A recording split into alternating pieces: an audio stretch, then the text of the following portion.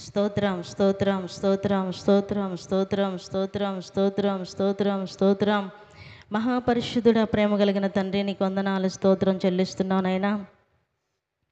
గడిచిన కాలం అంతా మీ రెక్కల నీడలో దాచి ఆరోగ్యం ఇచ్చి ఆయుష్కాలమును పొడిగించి ఈ పునరుద్ధాన దినమందు నీ పరిశుద్ధమైన నామమును స్తుతించడానికి మీ సన్నిధిలోనికి మమ్మల్ని అందరినీ కూడా సమకూర్చినందుకే స్తోత్రం చెల్లిస్తున్నాం.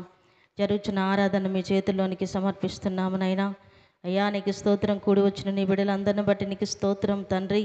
ఇంక నువ్వు రావాల్సిన బిడ్డలను త్వరగా తీసుకుని రండి తండ్రి. నీకు స్తోత్రం చెల్లిస్తున్నాం. కరెంటును, సిస్టమును, వాతావరణాన్ని కూడా మీరు స్వాధీనపరుచుకున్నందుకే నీకు స్తోత్రం చెల్లిస్తున్నాం. పాటల ద్వారా, వాయిద్యముల ద్వారా మీ నామానికి మహిమ తెచ్చుకునండి.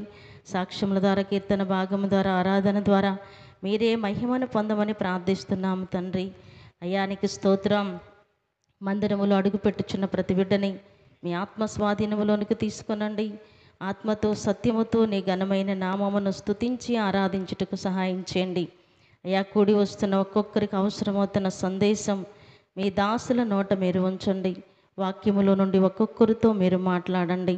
వినగల చెవి గ్రహించే హృదయం ప్రతి బిడ్డకి మీరు అనుగ్రహించమని ప్రార్థిస్తూ, ఆరాధన ఆది నుండి అంతం వరకు మీరే అధ్యక్షులుగా, ప్రధాన యాజకులుగా మా మధ్యలోనికి దిగి వచ్చి క్రమంగా మర్యాదగా జరిగిస్తున్నందుకే నీకు స్తోత్రం చెల్లించుకుంటూ, సమస్త మహిమ, ఘనత, ప్రభావం నీకే చెల్లిస్తూ యేసు నామములో అడుగుచున్నాము తండ్రి, ఆమేన్.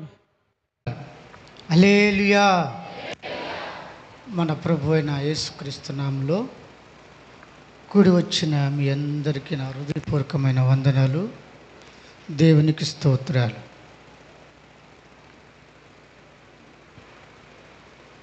బైబిల్ చెప్తుంది,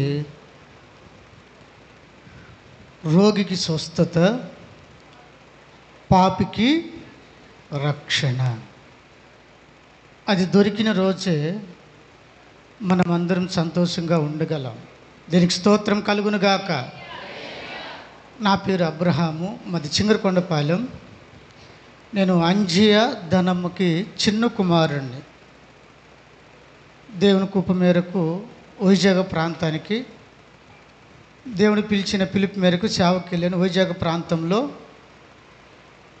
కొత్త వలస అనే ఊరిలో పరిచర్య చేస్తున్నాను. మీలో చాలామందికి నేను తెలుసు అనుకుంటా. ఆ పరిచర్యలో దేవుని కృపను బట్టి చక్కగా ప్రభు వాడుకుంటున్నాడు. 3 సార్లు మీటింగ్ పెట్టాం. మీటింగ్ పెట్టిన ప్రతిసారి ప్రభు ఆదాం అన్నయ్యని అక్కడ తీసుకొచ్చి వాడుకున్నాడు. దీనికి స్తోత్రం కలుగునుగాక. హల్లెలూయా.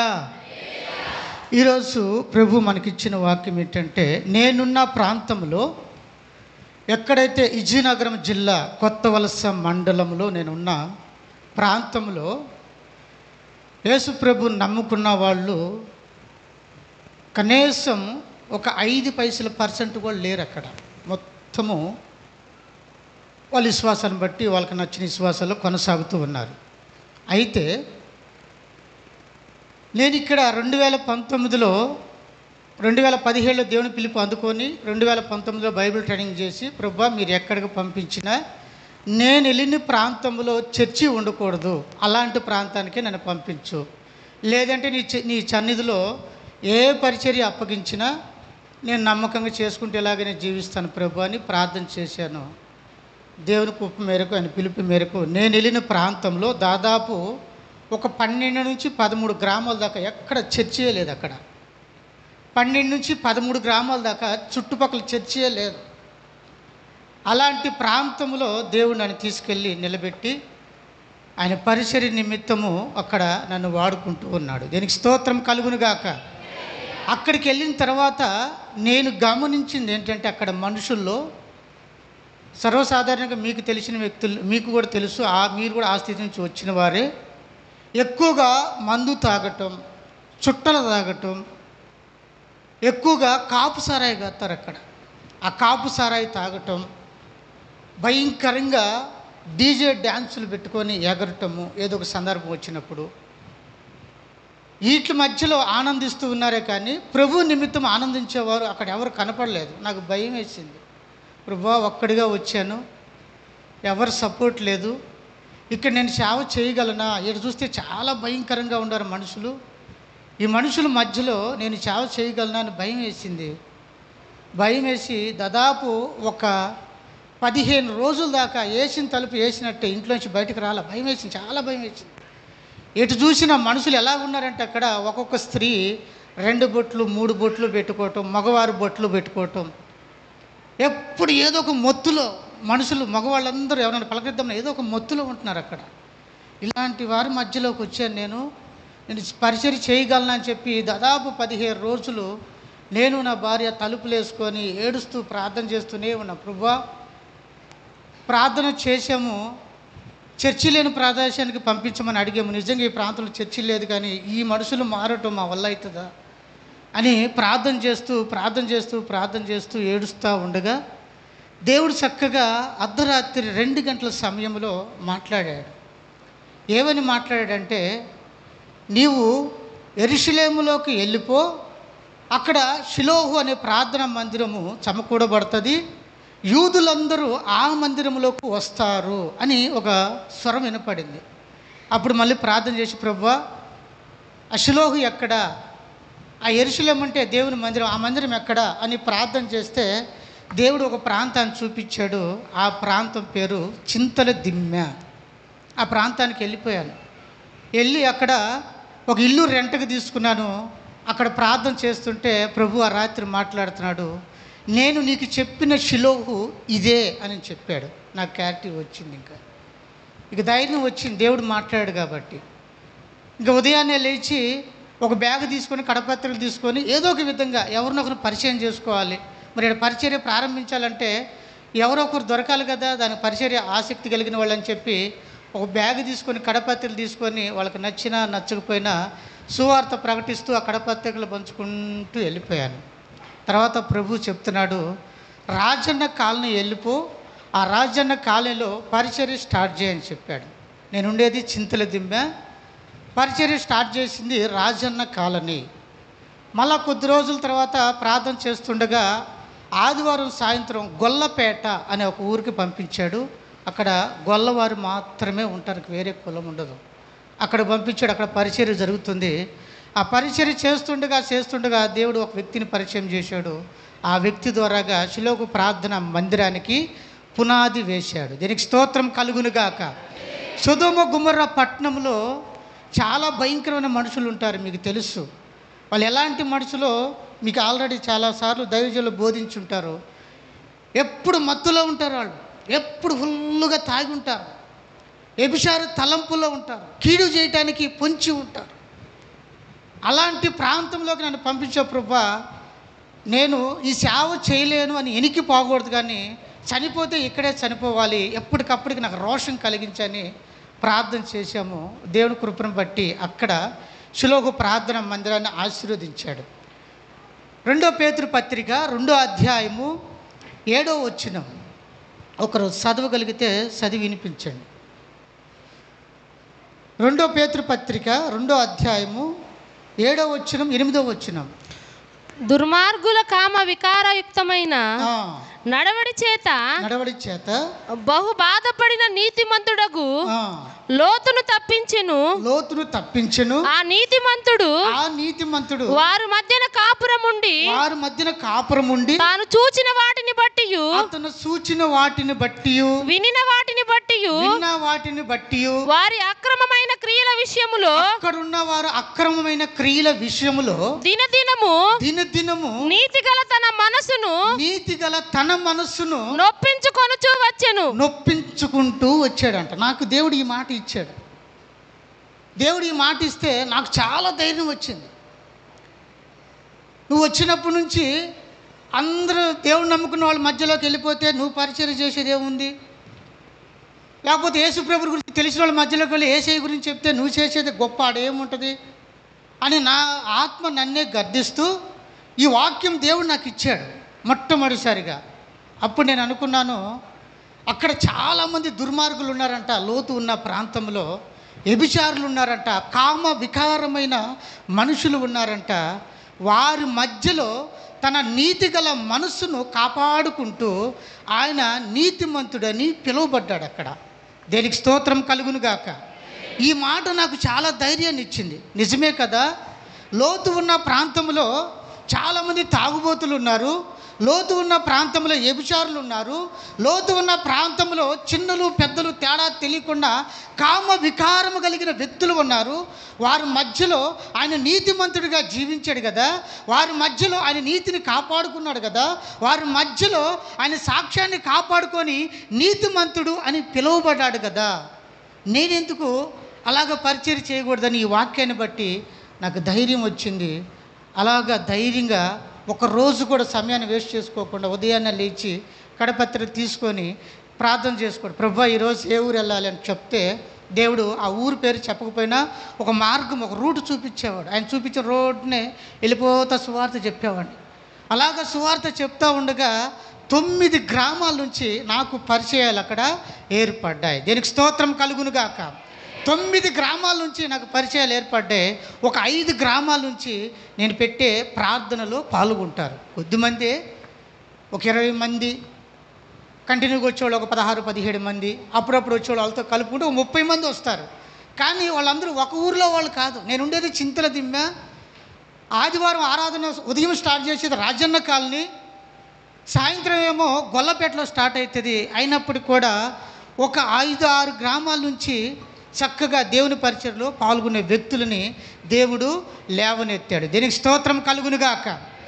నేను వెళ్ళిన నెలకే ఒక ఆమె ప్రేరేపించబడి విశ్వాసి, అప్పటికే చర్చికి వెళ్తుంది, యవనస్తురాలు. నేను వెళ్ళిన నెలకే పాస్టర్ గారు అండి మీరు నాకు బాప్తిసం ఇవ్వాలని నేరుగా నా దగ్గరకు వచ్చింది. నాకు భయం వేసింది, ఎందుకంటే పరిచర్య ఇంత అర్హత నేను పొందుకోలేదు, బాప్తిసం ఇచ్చే స్థాయికి నేను రాలేదు అని చెప్పి ఎవరినైనా దైవజనుని పిలుద్దామని ఎంతో ప్రయాసపడి ప్రార్థన చేస్తుంటే ఏ దైవజనుడు నా ప్రేరేపణలోకి రాలేదు. కరెక్ట్గా 4 రోజులైంది. నేనైతే ధైర్యంగా చెప్పాను, అమ్మ పలానా రోజు ఇస్తాను అని. ఆ రోజు కోసం వాళ్ళు ఎదురు చూస్తున్నారు. చక్కగా ప్రార్థన చేస్తుంటే ప్రార్థన చేయంగా దేవుడు నాకు దర్శనంలోకి వచ్చి ఆకాశము చాలా విశాలంగా తెరవబడింది. యేసు ప్రభు అక్కడ ఎదురుగా నిలబడ్డాడు. బాప్తిస్మ ఆయన ఇస్తున్నాడు, ఇలాగ ఇవ్వాలి బాప్తిస్మ అని నాకు చూపిస్తున్నాడు ఆకాశంలో ఉండి. ప్రభు ఇది నీ చిత్తమే అని చెప్పి ఆ ఒక్క బాప్తిస్వం ఎవరు లేకపోయినా ధైర్యంగా ప్రభు నువ్వే చూసుకో, నువ్వు చూస్తున్నావు అన్న ధైర్యంతోనే నేను ఈ బాప్తిస్వం ఇస్తున్నానని మొట్టమొదటి బాప్తిస్వము ఒక యవ్వనస్తురాలకు ఇచ్చాను. దీనికి స్తోత్రం కలుగునుగాక. తర్వాత కొంతమంది సిద్ధపరిచాను. ఆదామయ్య గారు వచ్చినప్పుడు, సుక్షేణ మస్సయ్య గారు వచ్చినప్పుడు వారి ద్వారాగా ఒక ముగ్గురికి ఇప్పించాను. ఆ తర్వాత వేరే పాస్టర్ గారు గాజువాకులో ఉంటే ఆయన ద్వారాగా కొంతమందికి ఇప్పించాను. తర్వాత మొన్న ఆదామయ్య గారు వచ్చినప్పుడు ఒక యవనస్తురాలు బాప్తీసం తీసుకుంది. మళ్ళా దేవుని కృపను బట్టి కొంతమంది ఇప్పుడు బాప్తీసాలకి సిద్ధముగా ఉన్నారు. దేనికి స్తోత్రం కలుగునుగాక. ఎందుకు ఈ మాట చెప్తున్నానంటే భయపడ్డాను నేను, వీళ్ళకి ఎలా సువార్త చెప్పాలి, ఎవరితో నేను సువార్తకి వెళ్ళిన వాడిని కాదు, ఎలా వీళ్ళకి సువార్త చెప్పాలి, వీళ్ళు ఎలా రక్షణలోకి తీసుకురావాలి, యేసయ్య దగ్గర ఎలా కూర్చోబెట్టాలి అని నాకు అర్థమయ్యేది కాదు. ప్రభు ధైర్యాన్ని ఇచ్చి నువ్వైతే సువార్త ప్రకటించుకుంటూ వెళ్ళిపో, దేవుని చిత్తంలో ఉన్న వాళ్ళే వస్తారని చెప్పాడు. చెప్పిన దాన్ని బట్టి రోషముగా చాలా ధైర్యంగా వెళ్ళిపోయి సువార్త ప్రకటించాను. దేవుని కృపను బట్టి కొంతమంది రక్షణలోకి వచ్చారు. షిలోహు ప్రార్థన మందిరానికి ఒక సంఘం అనేది అక్కడ ఏర్పడింది. దీనికి స్తోత్రం కలుగునుగాక. మధ్యప్రదేశ్ రాష్ట్రంలో ఒక 2 వారాల క్రితము నాకు ఒక ప్రార్థన అంశం నా దగ్గరకు వచ్చింది. పాస్టర్ ఫెలోషిప్లో రాత్రి ఆన్లైన్ ప్లేయర్ చేస్తుండగా ఈ అంశం కొరకు ప్రార్థన చేయండి పాస్టర్ గారు అని ఒక ప్రార్థన అంశము నాకు ఇచ్చారు అక్కడ ఉన్న పాస్టర్ గారు అందరూ. ఆ అంశంలో ఏమనిందంటే మధ్యప్రదేశ్లో అర్ధరాత్రి ప్రార్థన చేసుకుంటూ ఉండగా ఒక 3 వ్యక్తులు, ఆ గ్రామస్తులందరూ వచ్చి 3 వ్యక్తులు, ఒక స్త్రీ 2 పురుషులు ప్రార్థన చేస్తూ ఉండగా వాళ్ళని ఇంట్లో నుంచి బయటకు లాక్కొచ్చి వారిని విపరీతంగా కొట్టి బూతులు మాట్లాడి వాళ్ళు దేవీ దేవతల దగ్గర తీసుకెళ్ళి ఇక్కడ మొక్కండి, ఈ గుడిలో మీరు ప్రార్థన చేయండి అని అంటే వారిలో ఒకరు భయపడి వాళ్ళు చెప్పినట్లుగా మొక్కారు. ప్రాణం తీసేస్తారేమో, వీళ్ళు కొడుతున్నారు కదా, బూతులు మాట్లాడుతున్నారు కదా, ఇక వీళ్ళు చంపేసేటట్లుగా ఉన్నారని చెప్పి వారిలో ఒక వ్యక్తి తొందరపడి భయపడి ఆ విగ్రహానికి నమస్కారం చేస్తే వదిలిపెట్టారు. అతను చూసి మరి ఇంకొక ఆమె కూడా భయపడి అమ్మో ఇతను మొక్కేసాడు కదా, ఇంకా ఇతను మొక్కిన తర్వాత నేను మొక్కపోతే నన్ను కూడా కొడతారేమో, తిడతారేమో, వాళ్ళకి నచ్చినట్లుగా చేస్తారేమో అని భయం వేసి ఇంకొక ఆమె కూడా ఆ విగ్రహానికి మొక్కింది. మూడో వ్యక్తి దగ్గరకు వచ్చి, బాబు నువ్వు కూడా ఇలాగ చేస్తేనే వదిలిపెడతామంటే అతను అన్నాడు, నా ప్రాణం తీసేసినా కానీ నేను ఈ విగ్రహాలకు మొక్కను, యేసు ప్రభువే నిజమైన దేవుడని అలాగ అక్కడ మోకరించి ప్రార్థన చేశాడు. దీనికి స్తోత్రం కలుగును గాక. అలాగ రోషం కలిగి దేవుడి కోసం నిలబెట్టినందుకు అక్కడ అందరి మధ్యలో వాళ్ళ వస్త్రాలు, ముగ్గురు వస్త్రాలు తీసివేసి వాళ్ళని అక్కడ పోలీసులను పిలిపించి వస్త్రహీనలు చేసి పోలీస్ స్టేషన్కి పట్టించి జైల్లో పెట్టారు. వారు ఇప్పుడు జైల్లోనే ఉన్నారు. వాళ్ళ కోసం ప్రార్థన చేస్తే నాకు చాలా దుఃఖం వచ్చింది. ప్రభువా, ఈ రోజుల్లో కూడా ఇలాంటి వారు నీ కోసం నిలబడి ఉన్నారంటే చాలా గొప్ప ధన్యత. నిజంగా ఈ లోకంలో వాళ్ళకు వస్త్రహీనులుగా కనపడి ఒకవేళ అవమానం పొందొచ్చు, వారు కొట్టారని తిట్టారని కొంచెం వాళ్ళకు బాధపడవచ్చు. కానీ యేసయ్య కోసము మోకరించి అలాగనే చేస్తే ప్రార్థన చేస్తాను, లేకపోతే మీరు చంపేసుకోండి అని నిలబడ్డాడు కదా. ఇలాంటి రోషం నాకు కావాలని కన్నీళ్ళు విడిచి నేను అక్కడ ప్రార్థన చేశాను. దీనికి స్తోత్రం కలుగునుగాక. అంత్య దినాల్లో అనేకులు అంట ప్రేమ చల్లారిపోద్దంట. నిజముగా చాలామంది రోషం తక్కువగా జీవిస్తున్నారు. రోషం లేదు. యేసు ప్రభు నమ్ముకున్నామని చెప్తారు, కానీ యేసు ప్రభు కోసము రోషంగా జీవించేవారు చాలా తక్కువ మంది ఉన్నారు. ఆ తక్కువ మందిలో నిజంగా ఈరోజు ఇక్కడ కూడి ఉన్న వారిలో దేవుని ప్రియులు మీరందరూ పరిశుద్ధులు నేను నమ్ముతున్నాను. ఇది ఒక పరిశుద్ధ సంఘం నేను నమ్ముతూ ఉన్నాను. ఒకవేళ రోషం కలిగి జీవించాలని ఆశ ఉండి ఒకవేళ జీవించలేకపోతే లోతులాగా ఈరోజు నేను రోషముగా నీతిగా కాపాడుకోవాలని ఒక మంచి తీర్మానం చేసి ఆ తీర్మానంలో మీరందరూ స్థిరముగా నిలబడునుగాక. ఆమేన్, హల్లెలూయా. రోషం కలిగి, ఎందుకంటే అంత్య దినాల్లో ఉన్నాం, చివరి గడిలో ఉన్నాం. నాకు అర్థమైపోతుంది, మనం చాలా చివరికి వచ్చేసాం. కృపాకాలము ముగించబడుతుంది. మనం అంత్య దినాల్లో ఉన్నాం. యేసు ప్రభు త్వరగా రాబోతున్నాడు. ఈ సమయంలో మనం రోషం కలిగి లేకపోతే ఖచ్చితంగా సాతాను మనల్ని ఈడ్చుకొని వెళ్ళిపోతూ ఉంటాడు. సాతాను ఈడ్చుకొని పోతాడు. ఆ తర్వాత మనకు అర్థం కాదు. మనం యేసు ప్రభుని నమ్మి ఉన్నామని అనుకుంటాం, కానీ యేసయ్య సన్నిధిలో మాత్రము ఆయన సమీపంగా మనం మాత్రం ఉండలేము. సాతాను చాలా బలంగా వాడిని ఎవరిని మింగుదునా అని చెప్పండి, గర్జించు సింహం వల్లే వాడు చక్కగా ఎక్కడున్నట గుమ్మం దగ్గర ఉన్నాడు. అందుకోసమే రోషం కలిగి మనం జీవించాలంటే చక్క పరిశుద్ధ ఆత్మ అనుభవంలో మనందరం స్థిరముగా ఉండుదుముగాక. లోతు లాంటి నీతిగల మనసు ప్రతి మనిషికి దయచేయునుగాక. ఇది జరుగునుగాక, ఇది జరుగునుగాక, ఇది జరుగునుగాక. రీబాలక రీబాబలక రీబాబ రిబాందలక రీబలక రీబాబా. స్తోత్రం. లోతులాగా నీతిగల మనసు ప్రతి మనిషికి, స్త్రీకి, పురుషుడికి ప్రభు ఈరోజు మీరు కోరుకుంటే ఇస్తాడు. ఆయన లోతుని జ్ఞాపకం చేశాడు. నాకు లోతుని చూసి నేర్చుకో. లోతు ఒక్కడే ఉన్నాడు, చుట్టుపక్కల అందరూ పాపం చేసేవారు ఉన్నారు, కానీ లోతు ఒక్కడే నీతిమంతుడిగా అక్కడ పిలువబడ్డాడు, తప్పించబడ్డాడు. మరణం నుంచి తప్పించబడ్డాడు, పాపం నుంచి తప్పించబడ్డాడు. నీతిమంతుడిగా బైబిల్లో రాయబడి ఉంది. నీతిగల తన మనసును ప్రతిరోజు నొప్పించుకుంటూ బాధపడుతూ ప్రభువా ఈ మధ్యలో నన్ను పెట్టావంటే నేను వీళ్ళ కోసం ప్రార్థన చేయాలనే కదా నేనైతే ప్రతిరోజు కన్నీళ్ళు విడిచి ప్రార్థన చేసినట్టు నీతిగల తన మనసును నొప్పించుకుంటూ బాధపరుచుకుంటూ వచ్చాడంట లోతు. మన చుట్టుపక్కల ఎలాంటి వారైనా ఉండొచ్చు, మన చుట్టుపక్కల ఎలాంటి వ్యక్తులైనా ఉండొచ్చు, ఎలాంటి మనుషులైనా ఉండొచ్చు. పాపములో ఉండే వ్యక్తులు ఉండొచ్చు, నీతిమంతులు ఉండొచ్చు, దుర్మార్గులు ఉండొచ్చు, కామ వికారం కలిగిన వ్యక్తులు ఉండొచ్చు. అయినప్పటికీ నీతిగల నీ మనసు, నా మనసు మనం చాలా జాగ్రత్తగా కాపాడుకుంటే సొదొమ గుమర్రా పట్టణం లాంటి ఈ లోకము నుండి మనం తప్పించబడదుముగాక. ఆమేన్, హల్లెలూయా. ఒక ఆమెకి సువార్త చెప్పాను నేను. ఆమె పేరు అప్పల నరసమ్మ. వాళ్ళ ఇంటికి వెళ్ళిపోయి, అమ్మ యేసు ప్రభుని నమ్ముకో, యేసు ప్రభుని నమ్ముకుంటే నీకు పరలోక రాజ్యం దొరికిద్ది, యేసు ప్రభుని నమ్ముకుంటే ఈ భూలోకంలో కూడా నువ్వు ఉన్నంతకాలం సంతోషంగా ఉంటావు, ఎక్కడ దొరకని సంతోషము నీకు దేవుని సన్నిధిలో దొరికిద్ది, యేసు ప్రభుని నమ్ముకమ్మంటే ఆమంది సాల్లే బాబు, నీకంటే ముందు చాలామంది వచ్చి మాకు చెప్పారు, మళ్ళీ ఈరోజు నువ్వు వచ్చావు చెప్పడానికి. మాకు చాలామంది ఉన్నారు, మీకైతే ఒక్కళ్ళు, మాకు చాలామంది దేవుళ్ళు ఉన్నారు. అలాంటి మాటలు ఎప్పుడైనా వస్తే రాగానే అలాంటి మాటలు చెప్పగాకు అన్నాను అని చెప్పిందాన్ని.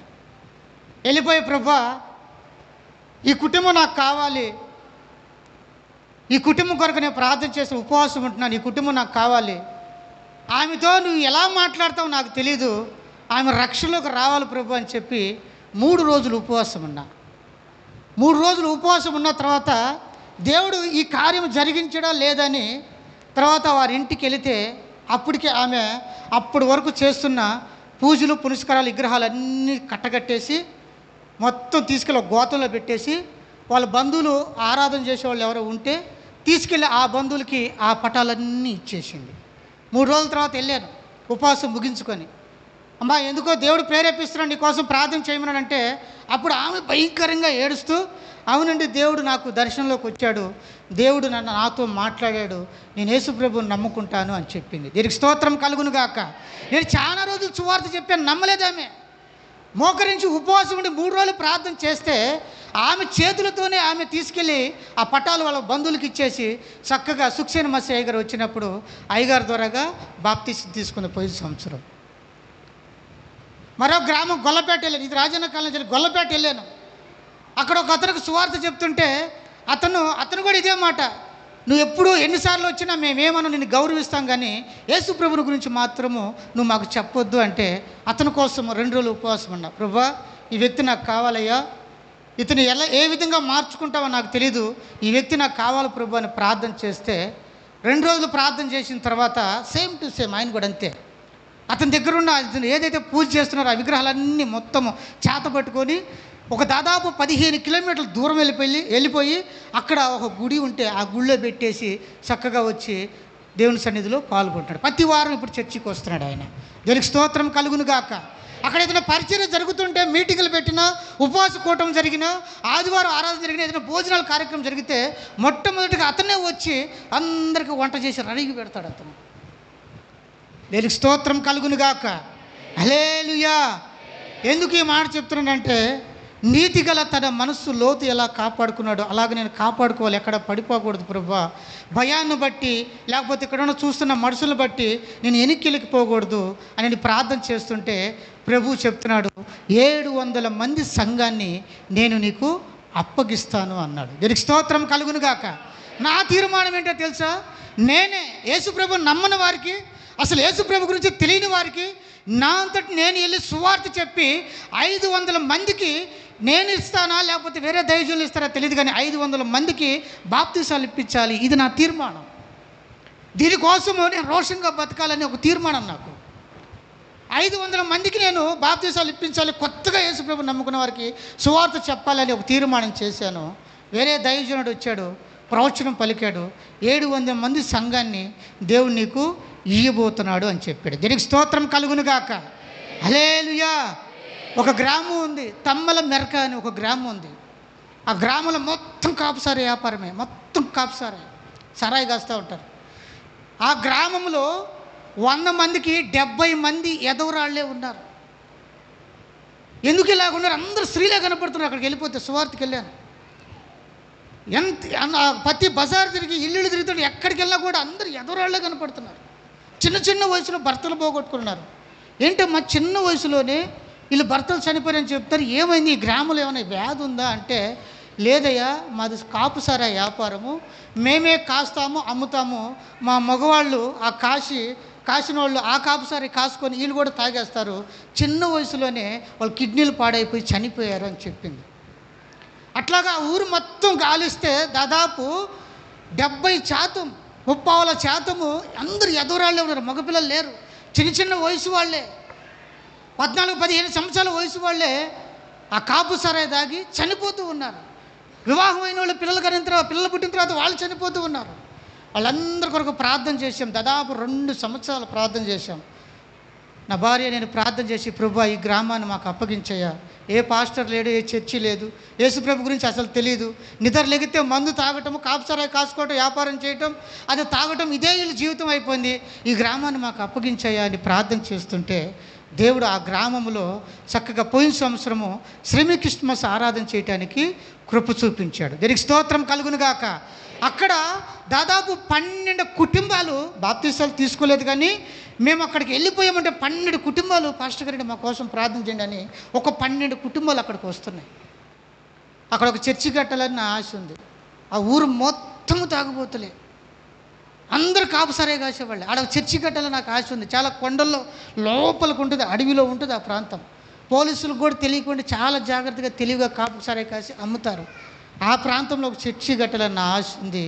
మీరందరూ ప్రార్థన చేయండి, ప్రభు ఆ గ్రామాన్ని షిలోహు ప్రార్థనా మందిరానికి అప్పగించునుగాక. ఆమేన్, హల్లెలూయా. ఎస్తేరు గ్రంథము 3వ అధ్యాయము 2వ వచనం.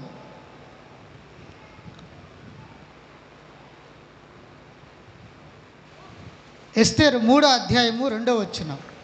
కాబట్టి రాజగుమ్మములో ఉన్న రాజసేవకులందరూ రాజాజ్ఞానుసారముగా మోకాళ్ళుండి హామానునకు నమస్కరించిరి. మొర్దెకయి వంగకయు నమస్కారము చేయకునుండగా రాజగుమ్మమునున్న రాజసేవకులు నీవు రాజాజ్ఞను ఎందుకు మీరుచున్నావని మొర్దెకైని అడిగిరి. చాలు. ఇక్కడ మొర్దెకై దగ్గర రాజు సైన్యం ఉంది. మొర్దెకై దగ్గరకు వచ్చి మొర్దెకైకి మోకరించి అందరూ నమస్కారం చేస్తున్నారు. హామానుకి అందరూ నమస్కారం చేస్తున్నారు, మోకరిస్తున్నారు, ఆయనకి నమస్కారం చేస్తున్నారు. మొర్దెకైని కూడా బలవంతం చేశారు. అందరూ నమస్కరిస్తున్నారు కదా, అందరూ మోకరించి ఆయనకి నమస్కరిస్తున్నారు కదా, నువ్వు కూడా అతనికి మోకాళ్ళ మీద నిలబడి నమస్కారం చేయమంటే ఆయన నేను నమస్కారం కాదు కదా మోకరించమంటే అసలు మోకరించనని చెప్పి డైరెక్ట్గా వాళ్ళకి చెప్పేశాడు. డైరెక్ట్గా ఆయనకి చెప్పేశాడు, నేను మోకరించను, నేను నమస్కారం చేయను, నేను జీవం కలిగిన దేవుడిని నమ్ముకున్నా, నేను ఎవరికైనా భయపడితే నా యేసయ్యకే భయపడితే తప్ప నీ అధికారాన్ని బట్టి, నీ డబ్బును బట్టి, నీ ధనాన్ని బట్టి నేను నీ దగ్గర మోకరించను ధైర్యంగా చెప్పాడు ఆయన. మొర్దెకై మోకరించినందుకు, మొర్దెకై వంగి నమస్కారం చేయనందుకు ఆయనకు ఒక ఉరికము తయారు చేశారు అక్కడ.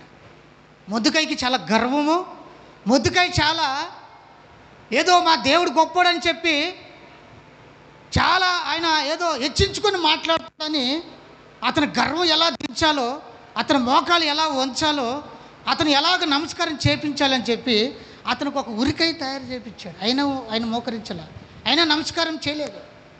చాలా రోషముగా జీవించిన రాజు గుమ్మం దగ్గర ఉండి మళ్ళా మనమైతే ఒక ఎంఆర్ ఆఫీస్కి వెళ్ళిపోయో, లేకపోతే కలెక్టర్ ఆఫీస్కి వెళ్ళిపోయో, లేకపోతే ఒక ఎమ్మెల్యే దగ్గర, ఒక సర్పంచ్ దగ్గరికి వెళ్ళిపోతే ఎమ్మటనే లొంగిపోతాం. అయ్యా మమ్మల్ని జ్ఞాపకం చేసుకో, అయ్యా తెలియకుండా లొంగిపోతాం, ఎమ్మటే వంగిపోతాం. నువ్వు ఎక్కడున్నా రాజు బిడ్డవి, నువ్వు ఏ ప్రాంతంలో ఉన్నా నువ్వు రాజు కుమారుడివి, కుమార్తెవి. నీ ఆత్మను చంపేవాడికి తప్ప నీ దేహాన్ని చంపేవాడికి నువ్వు భయపడొద్దని దేవుని వాక్యం చలవిస్తుంది. దీనికి స్తోత్రం కలుగును గాక. భయపడకూడదు మనం. మొర్దెకైలాగా రోషం ఉండాలి మనకి. నేను మోకరిస్తే యేసయ్య దగ్గర తప్ప ఏ మనుషుల దగ్గర నేను మోకరించను అని చెప్పి చాలా ధైర్యంగా ఆయన మోకానే ధైర్యంగా చెప్పేశాడు. ఎంత గర్వం మొర్దెకైకి, మోకరించడా ఎంత గర్వం ఇతనికి ఇలా కాదు, తగిన శాస్తి చేయాలని చెప్పి ఉరికమ్మ ఎక్కించాలని చెప్పి ప్రయత్నం చేశాడు. అతనే ఎవరైతే ఉరికమ్మ ఎక్కించాలని ప్రయత్నం చేశాడో అతనే ఉరికమ్మ ఎక్కి చనిపోయాడు. దీనికి స్తోత్రం కలుగును గాక. హల్లెలూయా. కాబట్టి దేవుని యొక్క మహాకృపను బట్టి నేను చెప్పబోయే మాట ఏంటంటే, మనం అంత్య దినాల్లో ఉన్నాం, చివరి రోజుల్లో, చివరి గడిలో ఉన్నాం. కృపాకాలం ముగించబోతుంది, శ్రమల కాలం రాబోతుంది.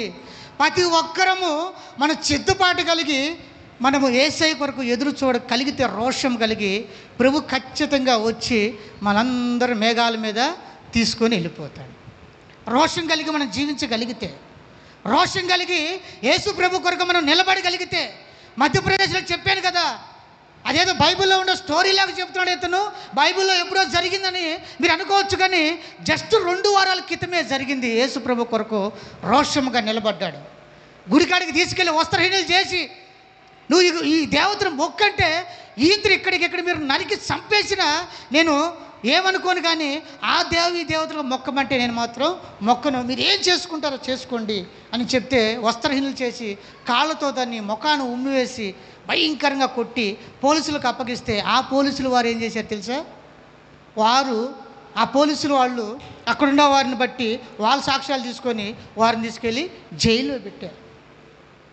నాకు అనిపించింది, ప్రభువా వీళ్ళు గ్రామంలో ఇంత రోషంగా ఉన్నారు, గ్రామంలో ఒక మంచి సాక్ష్యం వచ్చింది వీళ్ళకి, యేసు ప్రభు కొరకు 3 నిలబడ్డారు మధ్యప్రదేశ్ రాష్ట్రంలో అని చెప్పి అందరికీ తెలిసిపోయింది. ఒకవేళ వీళ్ళు జైలుకు తీసుకెళ్ళినా కూడా జైలు కూడా ఒక ఖైదీని కూడా విడిచిపెట్టకుండా వీళ్ళు ఖచ్చితంగా సువార్త చెప్తారని నాకు అనిపించింది. దీనికి స్తోత్రం కలుగును గాక. జైలుకు తీసుకెళ్తే జైల్లో కూడా సువార్త చెప్తారు వాళ్ళు. అంత్య దినాల్లో మనం ఉన్నాం. ప్రభు రాకడికి మనం అందరము సిద్ధపడి అందరం ప్రభు కొరకు మనందరి హృదయాలు ప్రభు కొరకు అర్పించుదుము గాక. లూదియా హృదయం తెరవబడినట్లుగా ఈ వాక్యం చెబుతుండగానే మీ అందరి హృదయాలు తెరవబడిన గాక, తెరవబడిన గాక, తెరవబడిన గాక, తెరవబడిన గాక.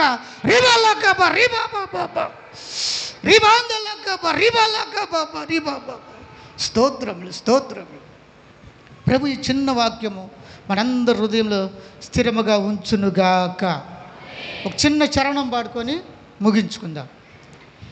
యేసుని నామం ఉచ్చరింపగానే సాతాను సైన్యము వణుకుచున్నది.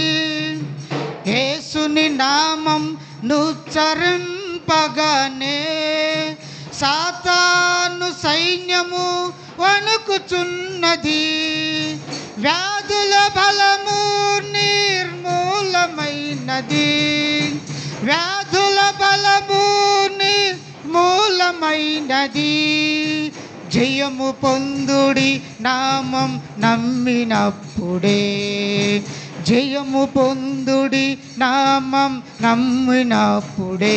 రక్తమే రక్తమే రక్తమే యేసు రక్తమే, రక్తమే జయం, యేసు రక్తమే జయం. ఏకస్వరం. రక్తమే జయం, యేసు రక్తమే జయం. ఎగురుచున్నది విజయ పతాకం, యేసు రక్తమే మా జీవిత విజయం. ఎగురుచున్నది విజయ పతాకం, యేసు రక్తమే మా జీవిత విజయం. హల్లెలూయా.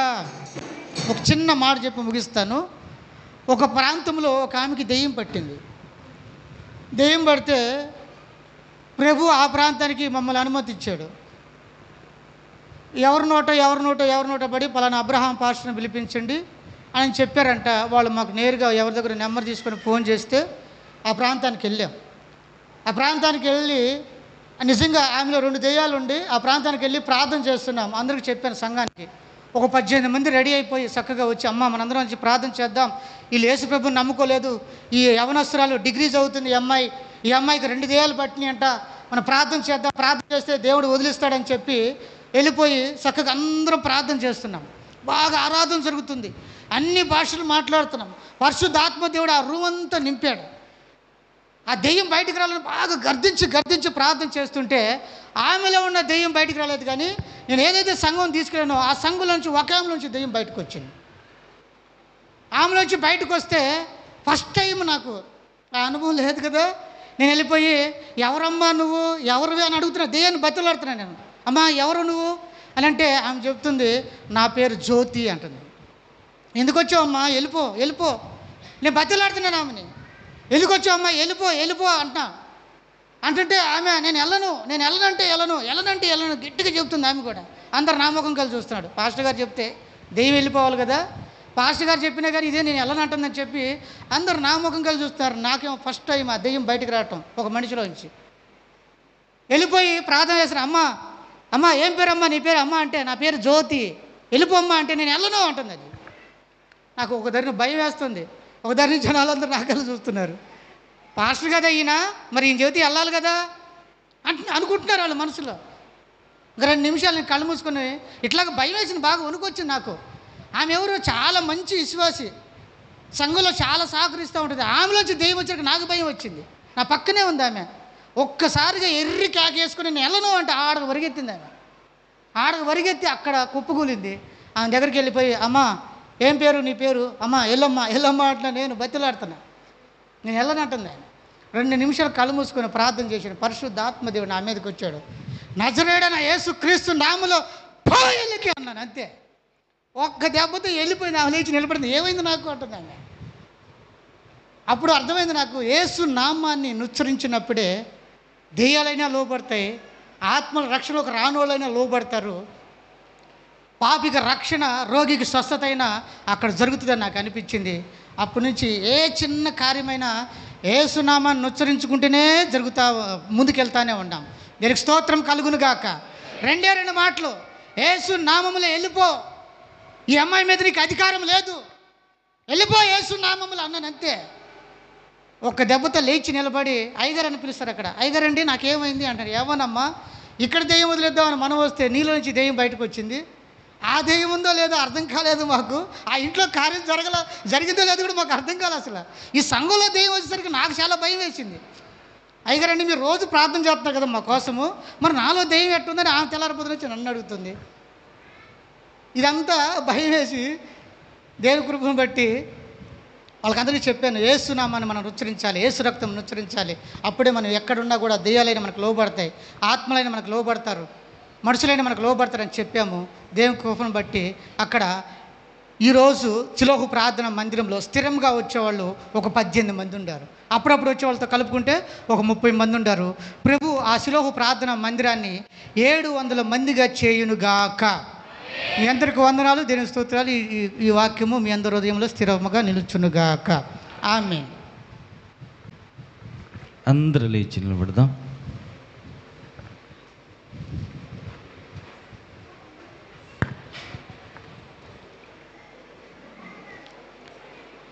పక్క వాళ్ళకి పలకరించండి. వందనాలు. ఊగులాడుతున్నావా? స్థిరంగా నేను నిలబడ్డావా? నిలబడాలి. స్థిరంగా నిలబడాలంటే ఏం చేయాలా? పక్క వాళ్ళని అడగండి. ఊగులాడుతున్నావా? స్థిరంగా నేను నిలబడ్డావా? మరి ఊగులాడకుండా స్థిరంగా నిలబడాలంటే ఏం చేయాలా? మనం చదివిన కీర్తన మళ్ళీ ఒకసారి తీద్దాం. ఈరోజు కీర్తన చదివాం కదా,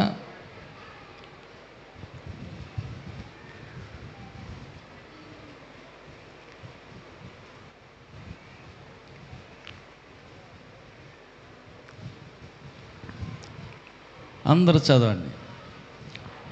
మనం కదలక స్థిరంగా నిలబడాలి. వాళ్ళు ముగ్గురు వ్యక్తులు, 2 ఊగులాడారు కానీ ఒక వ్యక్తి మాత్రం స్థిరంగా నిలబడ్డాడు.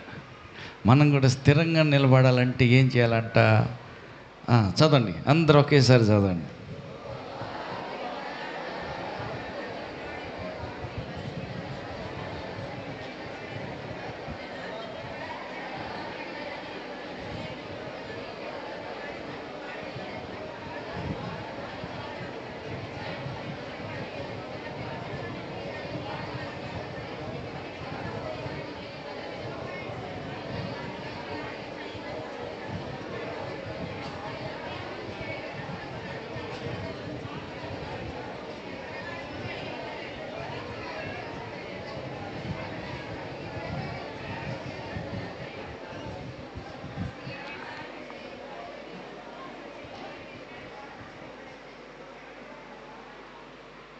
చదివారు కదా?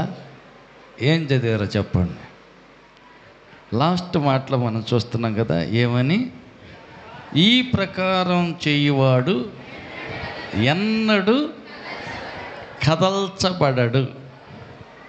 ఎన్నటికీ కదిలించబడడు. కదిలించాలని చూస్తారు.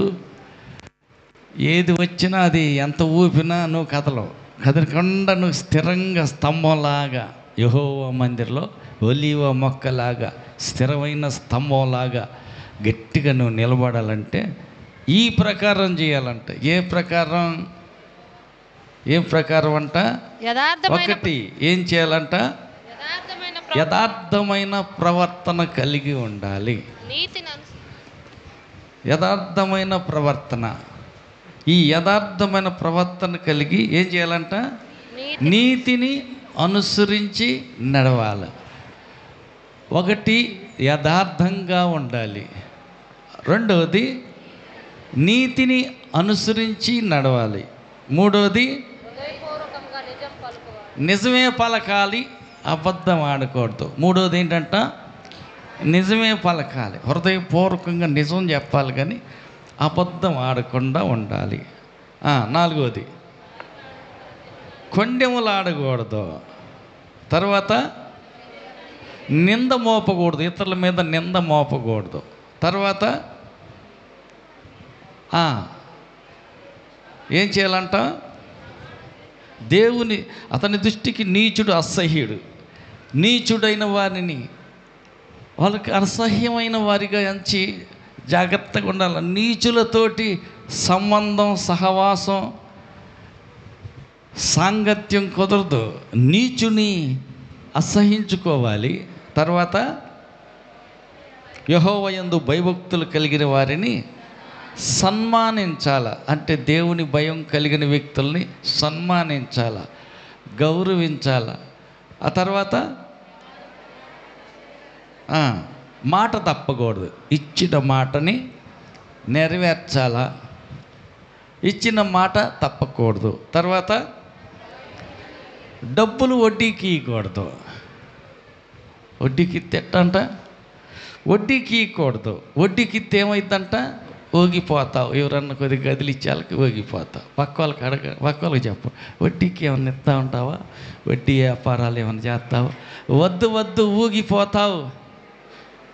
నీ డబ్బుల కోసం వాళ్ళు తీసుకుని ఇయ్యలేదని, ఎగ్గొట్టారని అక్కడక్కడ కదిలిపోయే ఛాన్స్, అవకాశం ఉంది. వడ్డీకి ఇటు ఆపేసి మరిన్ని డబ్బులుంటే ఒక ఎకరం పొలం కొనుక్కో. హల్లెలూయా. మరిన్ని డబ్బులుంటే ఇంకేదన్నా ఒక వస్తువు కొని దాచిపెట్టుకో. కానీ వడ్డీలకి కాక, వడ్డీకి ఇస్తే ఊడిపోతావు, కింద పడిపోతావు, ఛాన్సులు ఉన్నాయి. వడ్డీకి ఇటు ఆపేసేసి వడ్డీకి ఇస్తున్నావు అంటే అర్థం నువ్వు ఊగిపోతావు. పెందలారి అక్కడ ఊడి కింద రాలి పడిపోతావు. నువ్వు స్థిరంగా కదలకుండా ఉండాలంటే వడ్డీకి ఇవ్వకూడదు. తర్వాత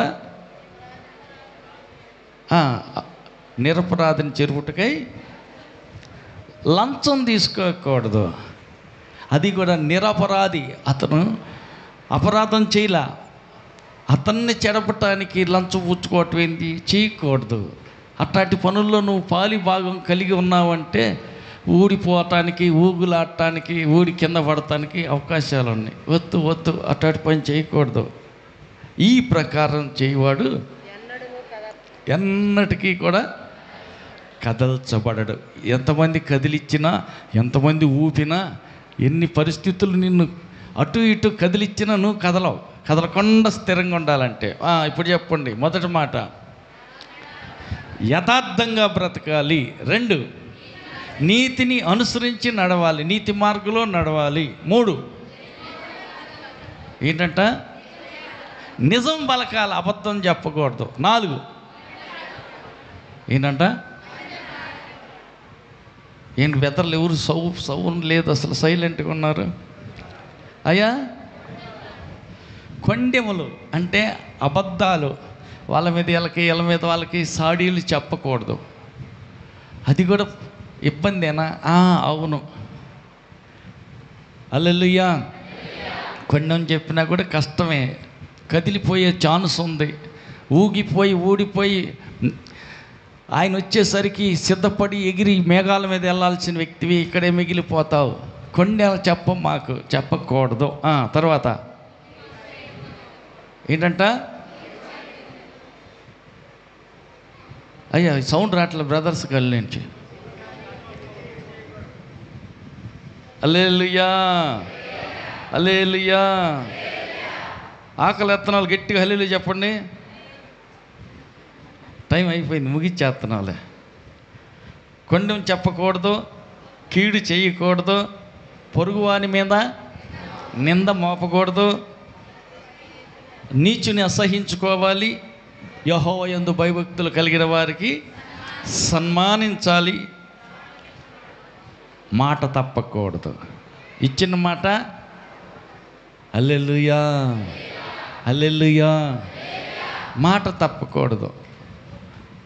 మాట మీద నిలబడే వ్యక్తి ఏమవుతుందంట, నోటి మాటను ఇచ్చావు, దాన్ని నెరవేర్చాల.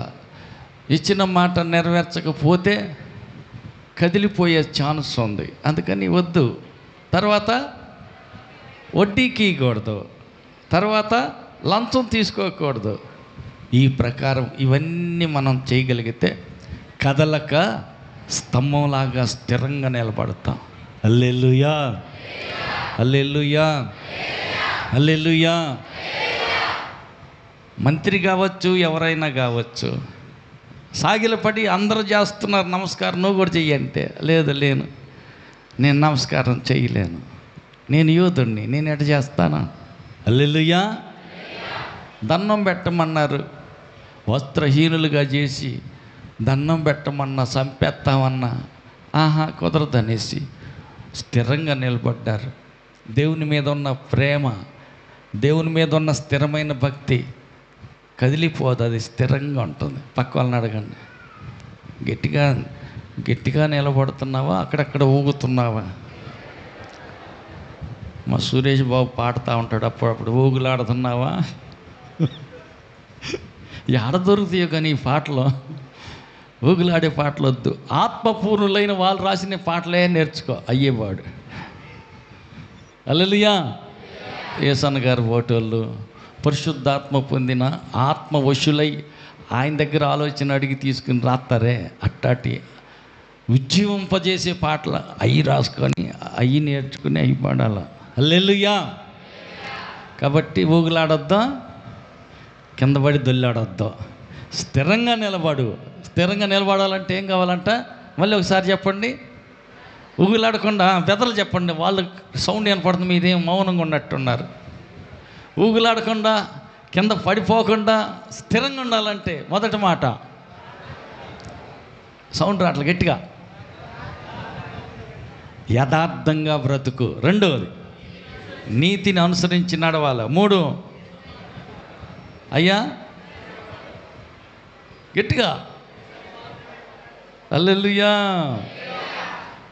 ఏం చేయాలంట, కొండెములు ఆడకూడదు, తర్వాత కీడు చేయకూడదు, తర్వాత నింద మోపకూడదు, తర్వాత నీచున సహించుకోవాలి, తర్వాత యెహోవా యందు భయభక్తులు కలిగిన వారిని సన్మానించాలి, తర్వాత మాట తప్పకూడదు, తర్వాత వడ్డీకి ఇవ్వకూడదు, తర్వాత లంచం పుచ్చుకోకూడదు, తర్వాత ఇంకా నువ్వు కదలించబడవు, నువ్వు గట్టిగా స్థిరంగా నిలబడతా. స్థిరంగా నిలబడి ఆయన కోసం అన్నీ సహించే వాళ్ళు ఉన్నారే, అలాంటి వాళ్ళను తీసుకెళ్తానికి యేసు ప్రభు వస్తాడు. ఆమేన్. కాబట్టి చుట్టుపక్కల ఏది జరిగినా మనకనవసరం. సొదొమ గొమొర్రంతా భయంకరమైన పాపంలో మునిగి తేలుతున్నా ఆయన భక్తిని ఆయన కాపాడుకున్నాడు. మనస్సు నొప్పించుకుంటూ వాళ్ళు చేసే పనులు, వాళ్ళు అనే మాటలు హృదయానికి నొచ్చుకుంటాయి, మనస్సుకు బాధ కలుగుతుంది, హృదయానికి గాయాలు అవుతుంటాయి. ఓర్చుకున్నాడు, సహించాడే కానీ ఎక్కడ భక్తిని చెడగట్టుకోలేదు, చెడిపోలేదు. ఆయన కదలకుండా మనసును నిలబెట్టుకుని స్థిరంగా ఉన్నాడు. కాబట్టి సొదొమ గొమొర్రాను కాల్చి బూడిద చేసినప్పుడు లోతును తన ఇంటి వారిని దేవతలను పంపించి బయటికి తెచ్చినట్టు ఈ లోకమంతటికి యుగ సమాప్తి కలగబోతుంది. అగ్ని గంధకాలతో అంత కాలి బూడిద కాబోతున్నప్పుడు, ఈ మహాశ్రమలు భూమి మీదకి వస్తున్నప్పుడు దేవుడంట నీతిమంతుల్ని తప్పిస్తాడంట. హల్లెలూయా. నీతిగా స్థిరంగా నువ్వు నిలబడితే మేఘాల మీదకి యేసయ్య ఎత్తుకెళ్ళిపోతాడు. తర్వాత భూమి మీద మహాశ్రమలు, భయంకరమైనటువంటి బాధ, మునిపెన్నడు కలగనటువంటి శ్రమలు వస్తున్నాయి. అందుకని వాటన్నిటి తప్పించుకోవటం కోసం స్థిరమైన భక్తి చేద్దాం, చచ్చిపోయి పరలోకి వెళ్దాం. అందుకు దేవుడు మనందరినీ సిద్ధపరచుదురుగాక. ఆమేన్. కళ్ళు మూద్దాం, చేతులు ఎత్తుదాం, ప్రార్థన చేద్దాం. దయాళుడైన తండ్రి నీకు వందనాలు. కృపగల మీ హస్తాన్ని చాపి నీ దాసుని వాడుకుని బలపరుస్తూ మీరు ఇచ్చిన చక్కని సందేశంకై స్తోత్రాలు. ఈ వర్తమానం బిడ్డల వినికిడిలో నీరు కట్టి ఫలింపజేయని, మహిమగల నీ రాకడకై బిడ్డలందరినీ భక్తిలో స్థిరంగా నిలచటానికి, మనసు నొప్పించుకుంటూ తన్ను తాను సహించుకుంటూ అన్నిటినీ ఓర్చుకున్నందుకు గాను ప్రభువా, నశించి అగ్ని గంధకాలతో కాలి బూడిదవుతున్నటువంటి సుధమ గొమ్మెర్రల నుంచి నీతిగా నిజాయితీగా స్థిరంగా నిలబడిన లోతు కుటుంబాన్ని బయటికి తీసుకుని వచ్చినట్టు, అలాగే నీ లోకంలో పాపంతో దేవా అక్రమం విస్తరించుట చేత అనేకుల ప్రేమ సల్లారిపోతూ ఉండగా అంత్య దినముల యందు అక్రమం విస్తరిస్తుందని చెప్పిన రీతిగా ప్రతి దానిలో అన్యాయమే అక్రమమే విస్తరిస్తూ ఉండగా, అక్రమమైనటువంటి అన్యాయంతో నిండిపోయిన ఈ లోకంలో మేము ఉంటూ కూడా మనసు నొచ్చుకున్నప్పటికీ అన్నిటినీ సహించి అంతవరకు ఓర్చుకుని మహిమగల రాకడలో ఎత్తబడే వారిలో మేము ఒకరిగా ఉండటానికి మాలో ప్రతి ఒక్కరిని అందుకు స్థిరపరచమని, సిద్ధపరచమని, రాకడకై మమ్మల్ని అందరినీ ఆయత్తపరచమని కోరుకుంటూ కుడి వచ్చిన బిడ్డలందరినీ ఆశీర్వదించమని, వర్తమానం ఇచ్చి నీ దాసును మరింత బలపరిచి పరిచర్య ఆరంభించే ప్రతి చోట మందిరాలు కట్టడానికి, అనేక స్థలాల్లో అవసరమైనటువంటి ఆర్థిక సహాయం, పని సహాయం, ప్రతి విధమైనటువంటి సహాయాన్ని మీ బిడ్డకు దయచేసి పరిచర్యను విశాలపరిచి సరిహద్దులను విస్తరింపజేసి అనేక ఆత్మలతో శిలోహు మందిరాన్ని మీరు నింపుదురుగాక. ఏ కొదువ లేని సమృద్ధి కలిగిన మందిరంగా స్వస్థత కార్యాలు, విడుదల కార్యాలు, అద్భుత కార్యాలు ఆ అడుగుబెట్టు నీ దాసుడు దేవా ప్రవేశించు ప్రతి స్థలంలో మీ ఆత్మ కార్యాలు జరిగించుదురుగాక. వారి కుటుంబ సరిహద్దులు విశాలపరిచి పిల్లల చదువుల్లోనూ వారు చేస్తున్న సేవా పరిచర్యలోనూ వారిని మీరు ఆశీర్వదించుదురుగాక. పరిచర్యలు ఏది కొదువు లేకుండా ఏ సమయానికి ఏది కావాలో సమయోచితమైన సహాయం మీ సన్నిధిలో నుంచి నీ బిడ్డలకు అనుగ్రహించుదురుగాక. విరోధంగా తలెత్తు సాతాను శిరస్సు యేసు నామములో తెగిపోవునుగాక. అభ్యంతరపరచు ఆటంక శక్తులన్నీ యేసు నామములో కోకటి వేలతో పెకలింపవేయబడునుగాక. కృపగల మీ హస్తం చాచి బిడ్డను, పరిచర్యను, కుటుంబాన్ని ఆశీర్వదించమని, ఇంతవరకు వర్తమానం విన్న నీ బిడ్డలకొక్కరిని దీవించి కూడి వచ్చిన ప్రతి ఒక్కరిని పేరు పేరు చొప్పున ఆశీర్వదించి నీ రెండో రాకడకై బిడ్డలందరినీ సిద్ధపరచమని, సమస్త జ్ఞానానికి మించిన మీ సమాధానంతో నింపి పంపమని, వారు అర్పించబోతున్న కానుకను ఆశీర్వదించి వారు తినబోతున్న ఆహార పదార్థాలను పరిశుద్ధపరచమని, ఖర్చు చేసిన బిడ్డలను, కష్టం చేసి వండిన వారిని, వడ్డించబోతున్న వారిని, పరిచారకులైన ప్రతి వారిని తగిన ప్రతిఫలం ఇచ్చి దీవించమని కోరుతూ మహిమతో మధ్యాకాశానికి రానయ్యన్న మా ప్రభు రక్షకుడైన యేసు నామములో ప్రార్థించి వేడుకుంటున్నాము తండ్రి.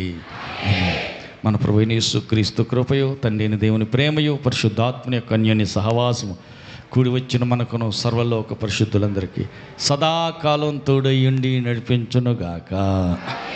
ఆమేన్. హల్లెలూయా, హల్లెలూయా.